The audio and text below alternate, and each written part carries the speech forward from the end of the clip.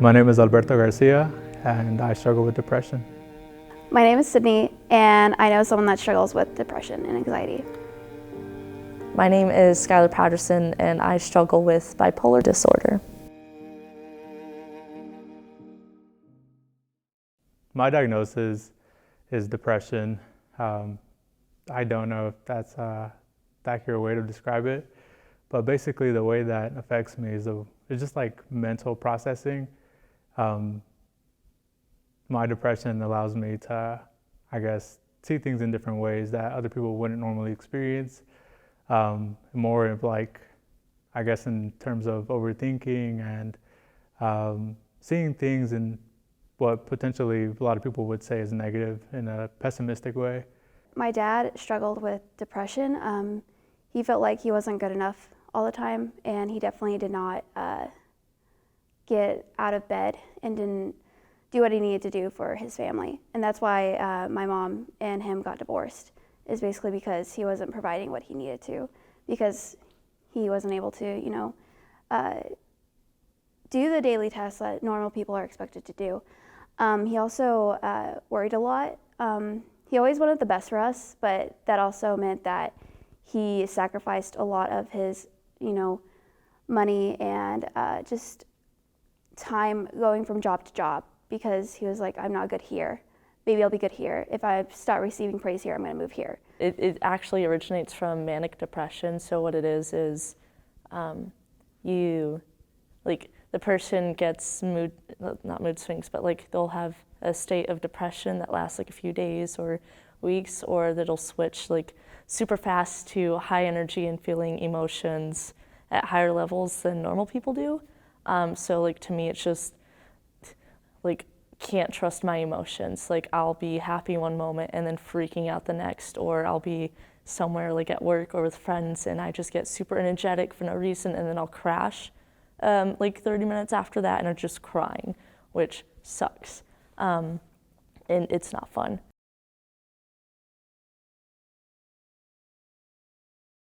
Depression really started for me my sophomore year in high school, but I didn't really acknowledge it or really realize I had it until I graduated.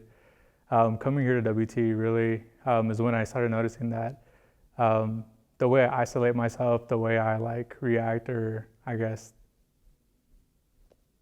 behave in certain situations, it wasn't really like a form of self-identity. It was more of like a mental illness that I wasn't really aware of. And so it's something I went to student counseling about and kind of like just poked around with. And they had told me then that, hey, like, you probably have depression. And I was like, okay, what does that necessarily mean? And like, how does that affect me? And they would let me know that like, hey, like the way you react to things, like the way you describe them to me, it's not exactly the way people would normally react to things or the way they would normally think. And so I think it really just started here in college. It didn't really come relevant to me until I was in middle school, so about 13 years old. He started to just kind of back off from my life, and of course I was a kid, I didn't really think much about it. And so when he spent more time with my sister, who's 4 years older than me, than myself, didn't have a car, didn't drive, it just, I was like, okay, why not me?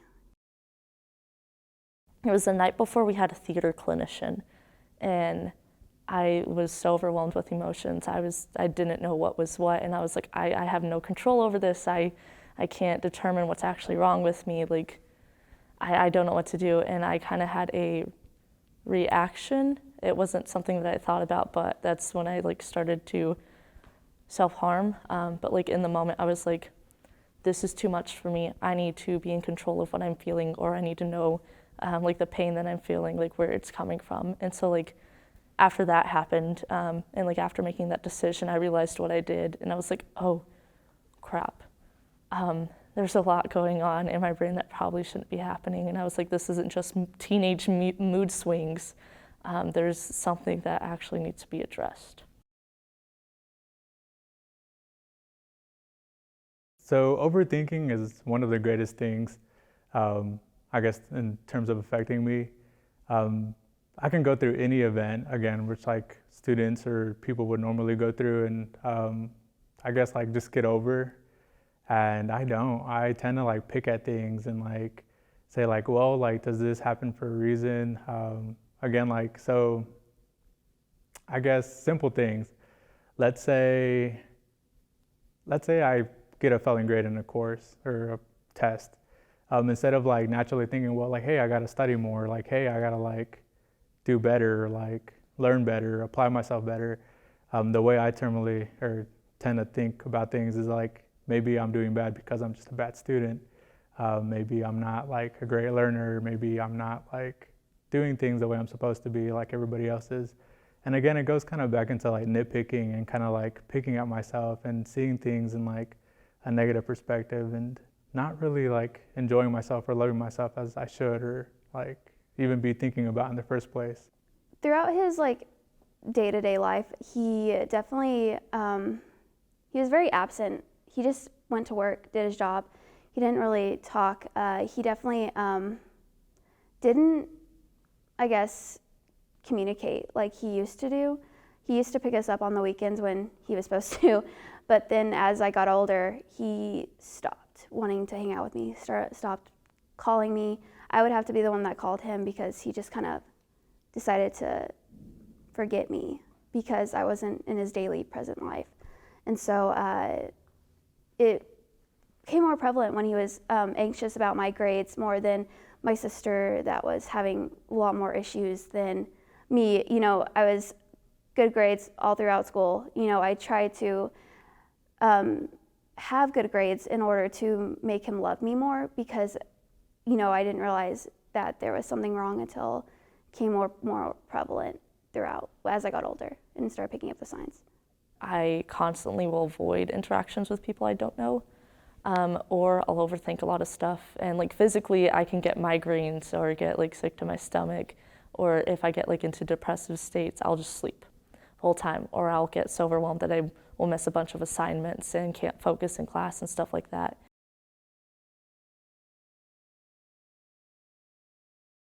So living with depression is pretty rough, I'm not gonna lie to you.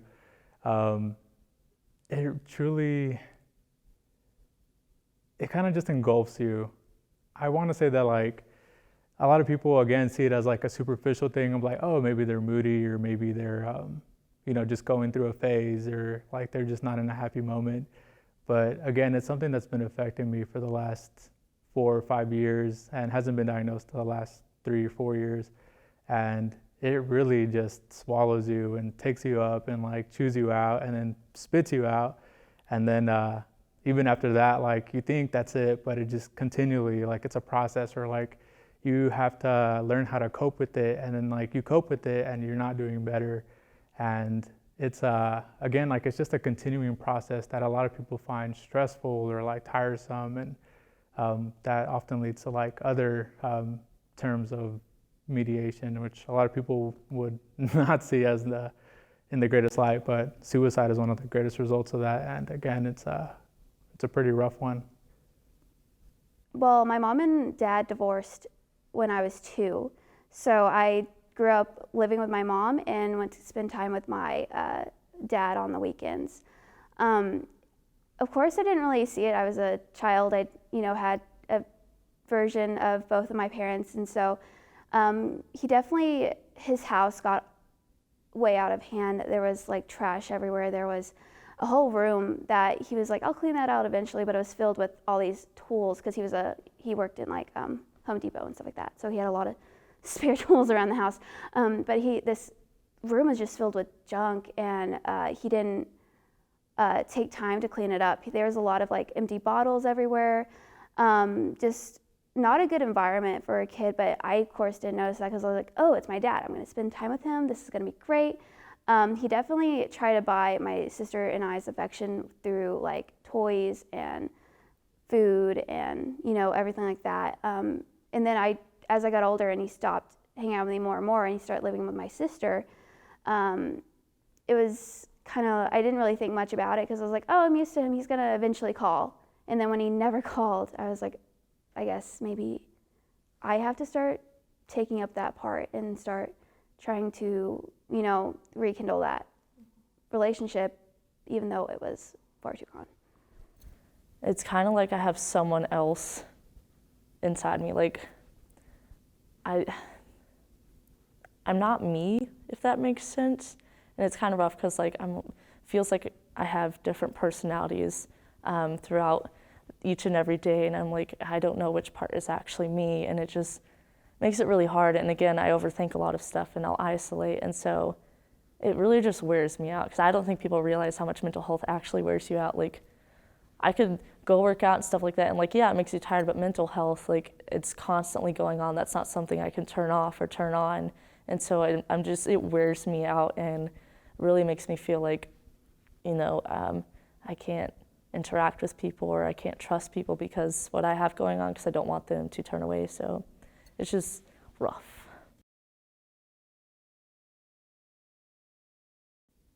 College itself has given me a lot of time to like be with myself and like just focus and like learn about myself, and it's just having time to yourself and being able to like build on yourself is kind of rough, just because again I guess back at home or back in high school I wasn't ever alone. I had my family there, I had friends, I had people who I thought were very close to me or were very close to me, but coming to college is a whole different experience. I was isolated. I wasn't as engaged as I was back in high school. And so having that time to myself, like that little self-reflection, like very, what's the word for that? It's, I'll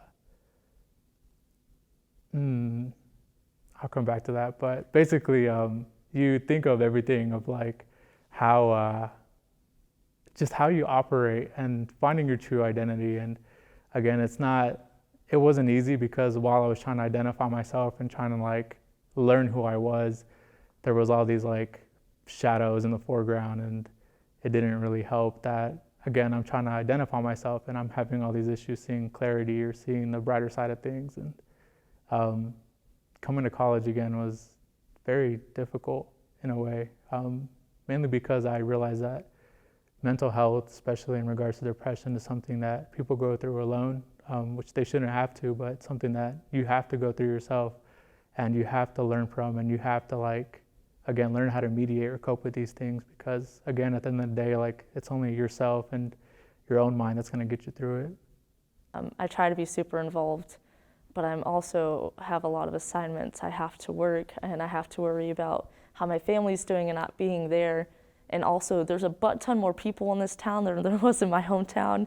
I graduated with like 28 people. So I came here and I was like, sensory overload. So it overwhelms me so much, and like came to college, was like, this is gonna get so much better. My manic episodes ended up getting worse. My anxiety started to get worse, and it's all overwhelming because I have so many tasks that I have to focus on, and then also being a first generation student, I'm like, I can't mess up. I have to do all of this perfect and I have to do it right.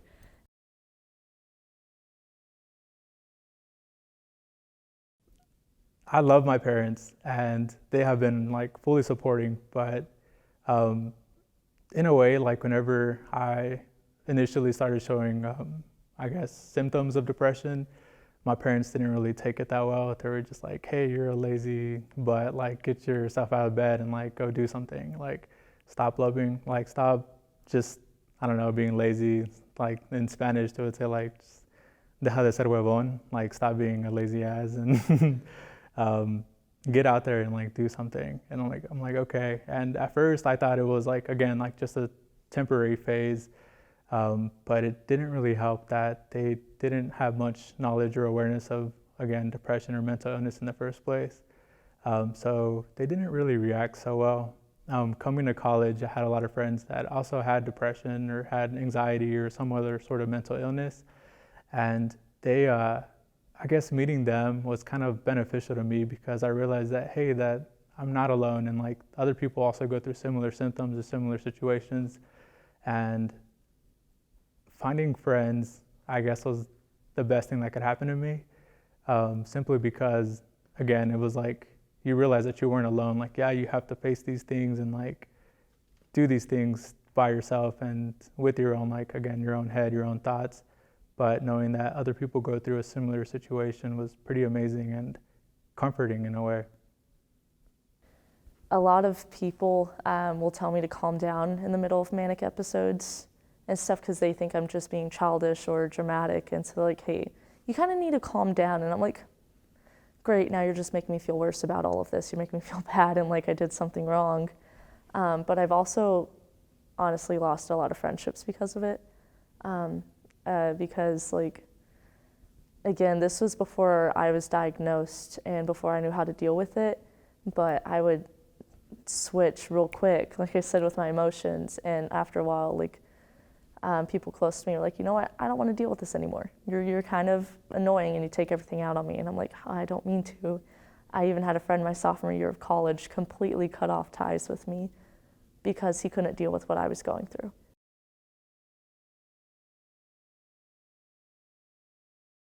So this past March was the first and only suicide attempt, or suicide, I guess attempt is the correct word for that I've had. And again, it was, I say first, but I'm hoping it's the last. It's something that I didn't really ever prepare or like ever see coming, if that makes sense. It's something that it really just crept up on me, and it was just like how would I say this? In a way, I didn't really want to commit suicide. It wasn't something that was in like my plans or my intentions ever, but it was just the right situation with the right like elements and the right ingredients to create that scenario. And going through that was pretty rough. It was horrible, actually, but I went through it. I learned a lot about myself. I pushed myself to a limit that I've never been before and like came back from it. So it's something that you learn to like, I guess in a way, appreciate that you can have all these limits and have all the odds against you and have every single, I guess, idea or every single reason to do something and not do it, because again, at the end of the day, like you find self-worth and self-love. And it was something that was very hard to learn, but again, it was something that was needed to learn. In May of 2015, my dad committed suicide. And so I didn't think I was going to cry. I thought it was over this, but I didn't realize how much depression, anxiety, and all of his thinking really affected him until it was like that moment. And I got my mom got the call, and it was like, "What do you mean?" I like talked to him 2 days ago, and I was like, "It's fine." I was like, "Everything is gonna be good," but it wasn't. And I was like, "Oh, well, I guess it's time to move on." And I have a lot of hurt and anger from that. But like again, growing, it takes more than just a couple of years. You're always gonna have that grief and that just straight up loss. That I don't have this father figure in my life anymore. Even though he wasn't the best dad, he was still my dad, and I still love him. And even though it was like, why did he do that? I found out a couple, like, I don't even know how long ago that was. How am I? It was about 6 years ago. I was like, I found out that he tried to commit suicide when he was younger. Of course, didn't succeed, and I read that, the more likelihood of someone trying to commit suicide didn't work out is going to increase over time. And so I was like, we're good. We're all in the clear. This is going to be fantastic. As I get older, I was like, we're going to grow this relationship. It's going to be, exactly what I wanted as a kid. It didn't work out. And that's totally fine because, we all make our own decisions, and of course I'm upset about it, but it's not my decision to make. Oh. Thanks. We're good. I think we're fine. Yeah, I thought I've gotten past the whole crying bit about talking about him and how everything affected him, but it's easy to be like, hey, yeah, my dad died, I don't have to explain why, but like I realized that his mental state wasn't the best, and definitely he was depressed all the time, had a lot of surgeries because of it, and trying to feel better, but he was just taking way more medication that he had to get half of his stomach removed because the medication was eroding away his stomach, and so that just put him down the spiral. He wasn't getting better, and so he was like, I guess it was like, he didn't leave a note or anything. It was really like out of the blue. The reason I became so adamant about all this stuff is my senior year of high school. I also remember this so clear. We were about to head out for a basketball tournament. It was the girls' team and the guys' team. Well, we were sitting on the bus for like 30 minutes. They hadn't started the bus. It was real cold. And we were kind of confused, like, hey, what's going on? Did someone cancel? Do the coaches, is there something else going on? After a while, they pulled us all in to the gym, and you could tell it was serious because our coaches were they had that face, like something happened pretty bad. Well, they ended up telling us that one of our classmates and one of my close friends had committed suicide. Yeah, did not take it easy, because I was like, that night before I was going to message him, and I didn't. And it was the night before, the night he ended up committing suicide, and I really took it to heart. And it was just crazy seeing our whole community just break because of it. And I constantly have blamed myself that I didn't do enough, and I was like, I was dealing with the same things as he did. I don't know why I didn't notice it. And our school did a little memorial thing. They let us decorate his locker for a day, and then after that, no one talked about it again. It was kind of avoided, and I just wanted him and his story to be remembered, but it really hurt, and I carry his story with me all the time. I even have a tattoo, but in my mind, I'm like, if I can carry his story with me, then maybe I can save someone else.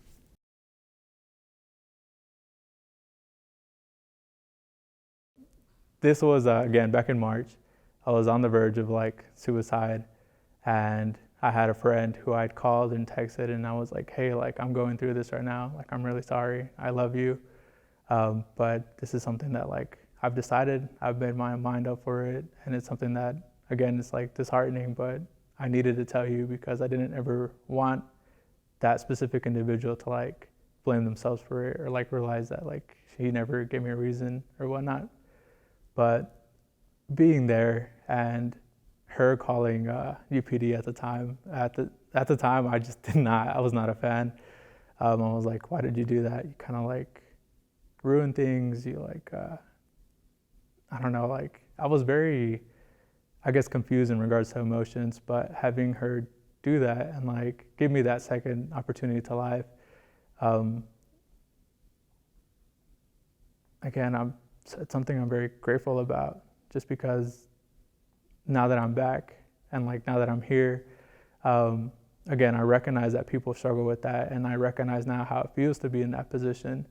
And so coming back from that, I realized that more of the purpose or the impact I want to have on other people is to always just make sure that they feel comfortable and that they're loved, and again, they truly appreciate who they are.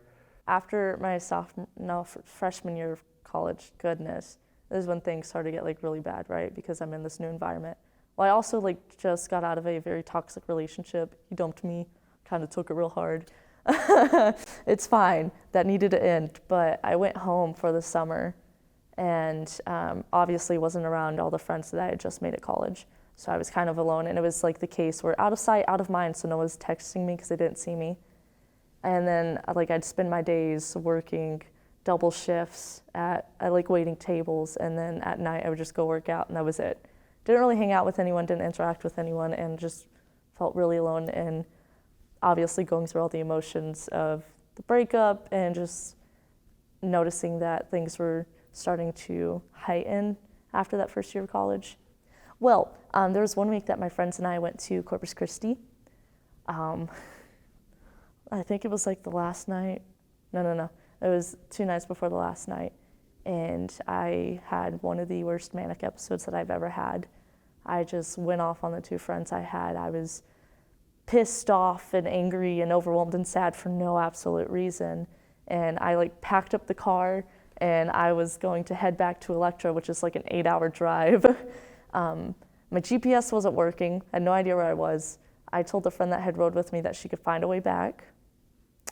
And I was just driving around Corpus, and I was like, I don't know where I am. I was like, I don't know what the heck I'm doing. And I look at the houses to my right, and I was like, all these people living here, they're all so happy, and they seem to have it all together. And then I looked to the ocean to the left, and I was like, you know what? I don't want to do this anymore. So as I was about to just yeet the wheel, there was a very well-timed call from my mom. And I don't think it was coincidence. Like, to me, I was like, this was God reminding me, hey, people want you here. You're loved, and you belong here. And so, like, my mom called me. She was bawling and crying and making sure I was okay. And then later on, my friends called me, and they met me at a gas station. And rather than blowing up on me, they just sat in the car and let me talk and let me cry it out. So after that moment, I was like, wow. I was like, my story doesn't have to end. And I realized, like, people do want me here, whether I see it or not. And I, like, there's way more to this than the struggle. So, yeah.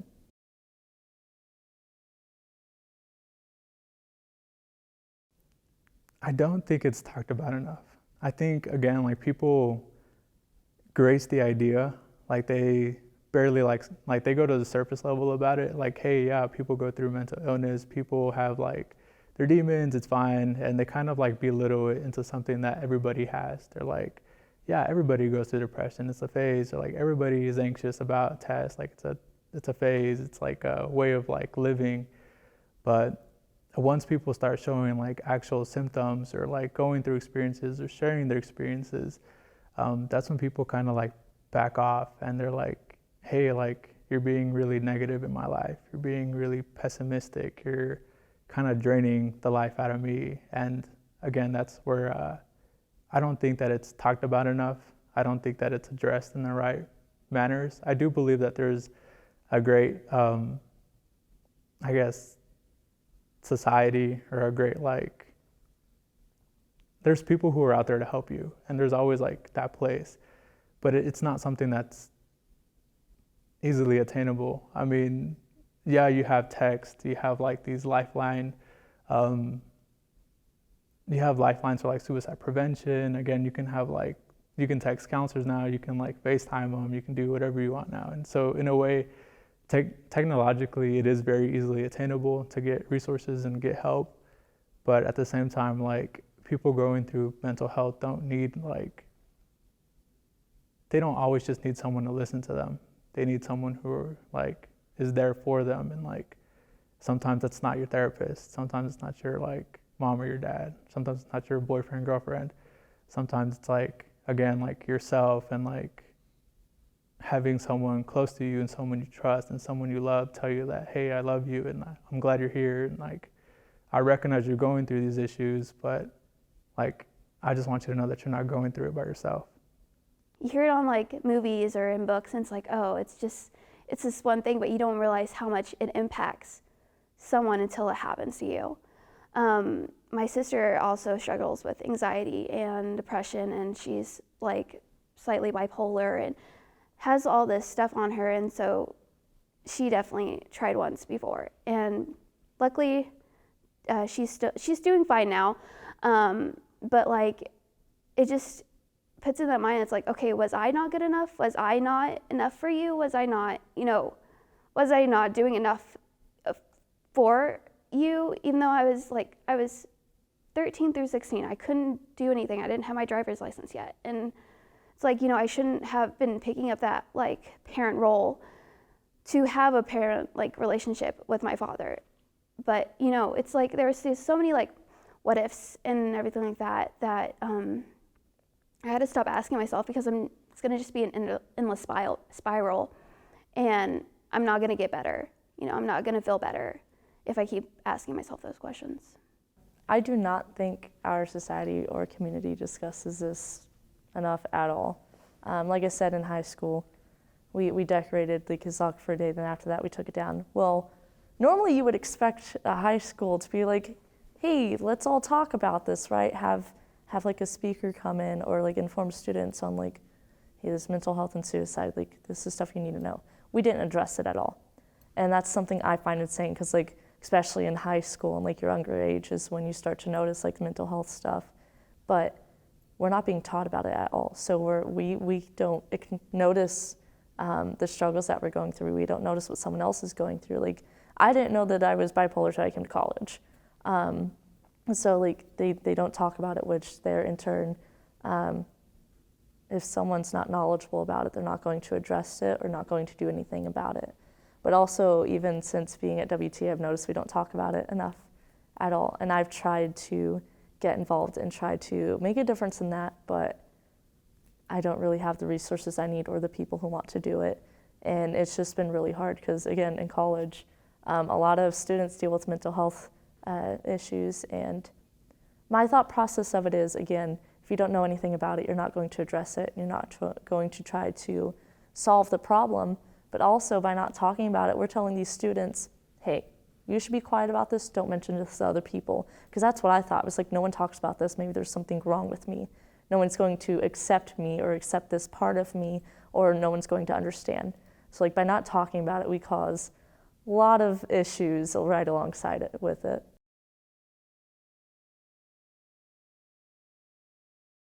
I don't think one can truly ever understand what anybody else goes through.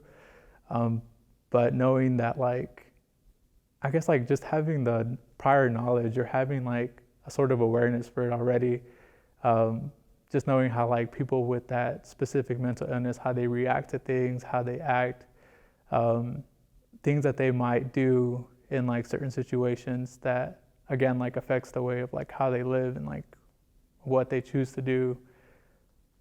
Having that knowledge is just, I guess that's just the best way to phrase it. It's the first step in the right direction, because from there you can learn to hey, again, this is a person that I know and I love, and I know who again who they truly are in essence, but their mental illness temporarily disables them from doing some things, or mediates them, and or not mediates, it kind of creates a different scenario for them in their head that nobody else really sees. But aside from awareness and knowledge, I would say that, again, just learning how to love each other, not just individually, but even collectively, learning how to love others, or at least understand where they're coming from. Knowing that hey, I don't know you, I don't know your background, your ethnicity, your anything. But I recognize that as a human, things happen. It's unfortunate sometimes, but again, you're coming from a place that many others also face, and I don't know, just love each other. I feel like we know a roundabout way of what depression, what anxiety, what ADHD, all these things look like, but we don't realize what affects each individual person. I get a little depressed, but I'm not say I have depression because I'm upset one day and I'm fine the other day. I know people struggle with that, and I have friends that struggle with that, and I'm not gonna lower what their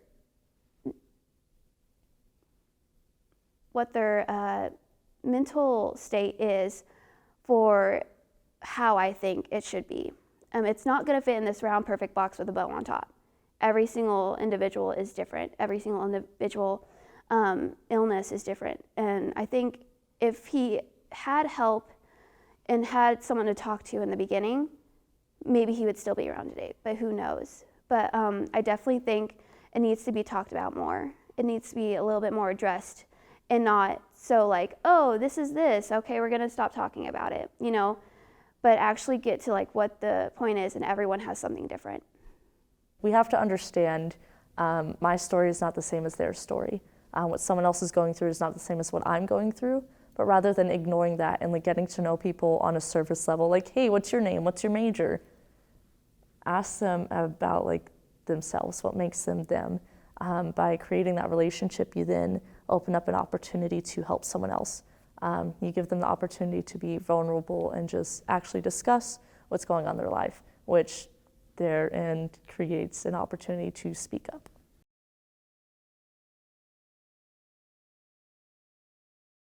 So being an active bystander is pretty amazing, simply because, again, you don't know when someone's on the verge of doing something they don't want to do, or like they're going to regret for the rest of their life.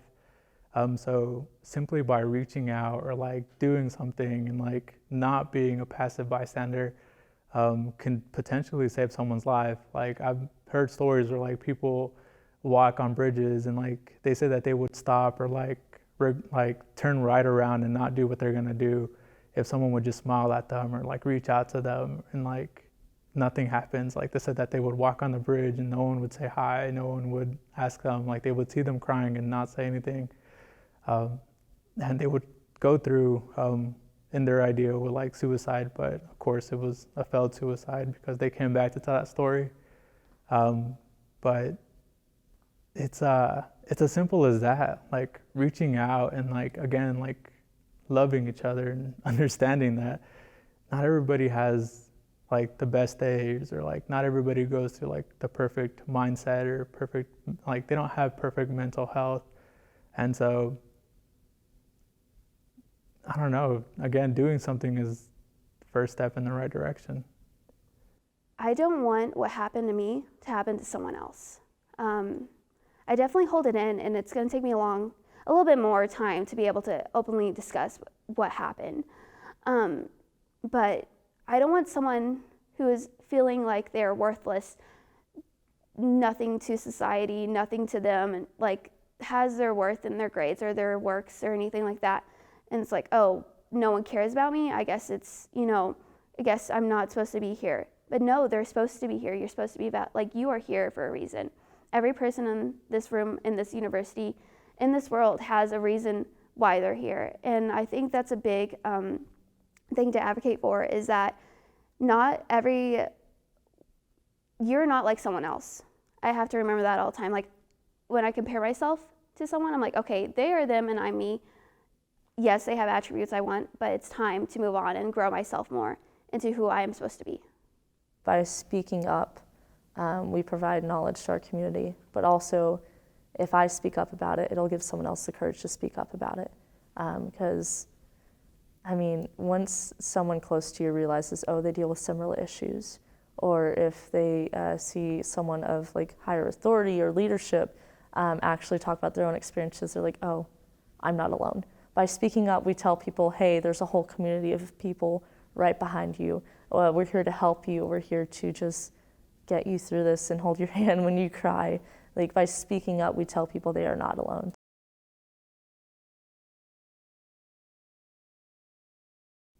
Something I wish like someone would have told me before, like I went through my own mental health issues or like my own situations, was that it's not a linear, like the road to growth isn't linear.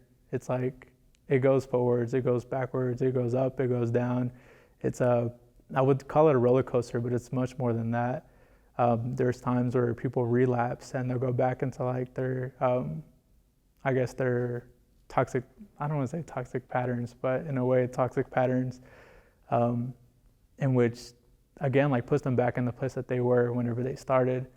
But that's kind of like the road to growth. You have to realize that, again, like finding help and finding like a better mentality isn't like a straight shot where you just get better and it never happens again. It's something that you have to learn from. You have to, again, continually like just love yourself through and like just go through. Like honestly, at that point, like it's something that you have to go through and you have to learn from and you have to like just grow from. Aside from that, I want to say that as much as people say it and as cliche as it may sound, it truly does come down to loving yourself. It's okay if you're not perfect. It's okay if like, you know, like you have some patterns to unlearn or like some behaviors in which you don't like truly, I guess, like about yourself. But you have to like be embracing of them. You have to realize that like, hey, maybe these patterns and like behaviors come from something that I haven't addressed yet, or like they, I don't know, maybe they're just there because of like your chemical imbalances in your head and like, I guess like physically or like anatomically. But it truly does come down to that. Don't give up. Growing happens over time. You don't see a plant sprout up from the ground once you plant it. You have to take time to nourish it, water it, feed it, let it have some sun. But it takes time to grow. It takes time to learn and enjoy the little pockets of peace that you receive along the way. By that, I mean the still moments, like when you're outside and you just feel the wind in your hair and it's like, okay, this is why I'm here. Or just, you know, that sun on your skin just feels right. Or, you know, your friend's like, hey, I got this and it reminded me of you. Here it goes. Or, hey, I'm going to pay for your food. Or, do you want to go hang out with me? It's like those little pockets of like just peaceful moments of like happiness that is what's worthwhile. I know I always look towards the future and I'm like, oh, there's so much to look forward in the future. But like right now, I feel so at peace and so joyful for what I have done and what I'm gonna do. But like I'm peaceful in my moment right now. It sucks. It's not easy. But there is beauty in the chaos and beauty in the mess. I honestly don't want to like say like this isn't going to get better. It will get better, but it's hard. But a lot of the stuff that I've gone through has made me who I am now. It's made me empathetic. It has made me super loving. It has made me an advocate for mental health and suicide.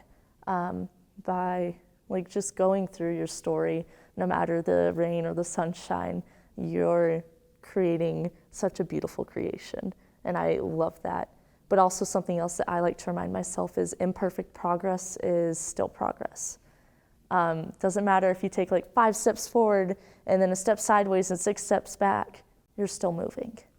So either way, you're not stopping, you're still moving. And like, yes, you're going to fall back into some of those habits. You might slip up. You might get into a slump where you're way more depressed than you have been in a long time. But you're still living, you're still here, and you're still making progress. And honestly, I think that's more important than anything. It doesn't have to be perfect progress, just as long as you keep going. I choose to speak up. I choose to speak up. I choose to speak up.